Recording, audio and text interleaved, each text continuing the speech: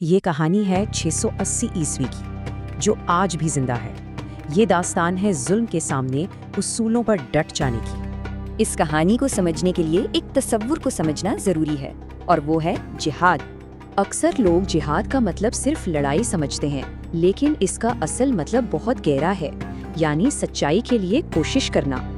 قرآن بھی اسی جدوجہد کی اہمیت بتاتا ہے اور اسے سستی اور کاہلی کے بالکل مخالف قرار دیتا ہے۔ تو یہ جدوجہد صرف ایک طرح کی نہیں ہوتی، اس کی کئی قسمیں ہیں۔ آئیے دیکھتے ہیں۔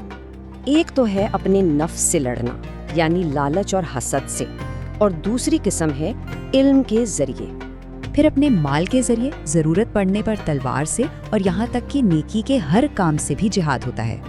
اب آتے ہیں اصل مسئلے پر۔ خلافت کا نظام مشاورت پر تھا، جسے بدل کر موروثی بادشاہت شروع کر دی گئی، اور اس تصادم کے مرکز میں دو شخصیات تھیں جو ایک دوسرے سے بالکل مختلف تھیں۔ یزید کو امام حسین کے اثر و رسوخ کا ڈر تھا۔ اس نے بیعت کا مطالبہ کیا، جسے امام نے صاف ٹھکرا دیا۔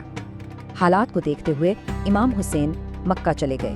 وہاں کوفہ کے لوگوں نے خط بھیج کر انہیں بلانا شروع کر دیا، تو تصدیق کے لیے انہوں نے اپنے کزن مسلم بن عقیل کو بھیجا، جہاں ہزاروں لوگوں نے ان کا ساتھ دینے کا وعدہ کیا۔ لیکن پھر یزید نے ایک نیا سخت گیر گورنر بھیجا، اور اس کے خوف سے لوگوں کی وفاداریاں پل بھر میں بدل گئیں۔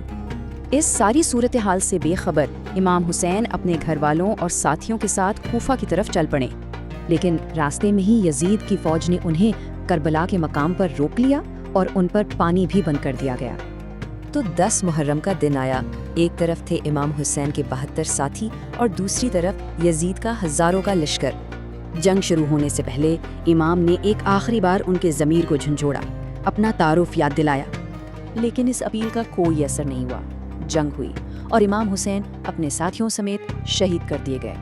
تو یہ لڑائی صرف دو لوگوں کی نہیں تھی، بلکہ دو نظریوں کی تھی: خلافت مقابلہ بادشاہت۔ امام حسین نے اپنی جان دے کر یہ مثال قائم کی کہ ظلم کے آگے جھکنا نہیں چاہیے، چاہے قیمت کچھ بھی ہو۔